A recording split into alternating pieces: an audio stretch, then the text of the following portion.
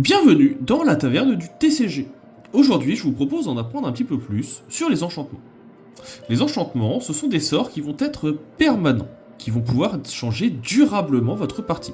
Par exemple, ici avec Sérénité, qui va permettre que pendant votre entretien, vous mettez tous les artefacts et tous les enchantements au cimetière. La carte étant un peu ancienne, on dit même qu'on les enterre ici.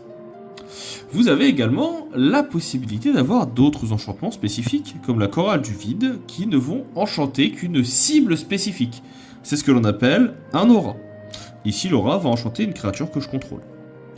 Vous avez également la possibilité d'avoir des nouveaux types qui sont assez récents, que l'on a retrouvés par exemple dans les dernières extensions parues, Tortue Ninja, avec les classes qui vont permettre d'avoir différents niveaux de spécificité à notre enchantement.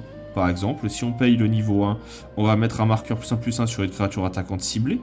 Sur le niveau 2, on va devoir, à chaque fois qu'une créature que je contrôle qui quitte le champ de bataille, déplacer les marqueurs ou ici gagner 2 points de vie. Et sur le 3, à chaque fois que je vais lancer un sort, je vais mettre un marqueur sur toutes mes créatures. C'est plutôt puissant. Et il faut payer donc le premier coup de mana, puis le deuxième, puis le troisième pour le faire passer le niveau. Enfin, il existe aussi ce que l'on appelle des sagas, qui vont raconter des histoires et déclencher des effets à chaque tour. Par exemple, au premier tour, créer un jeton de un ver araignée avec la portée. Au deuxième tour, mettre un marqueur +1/+1 sur une créature. Et au troisième, une créature ciblée que je contrôle va avoir la double initiative jusqu'à la fin du tour. Et une fois que cette troisième capacité est déclenchée, la carte part au cimetière.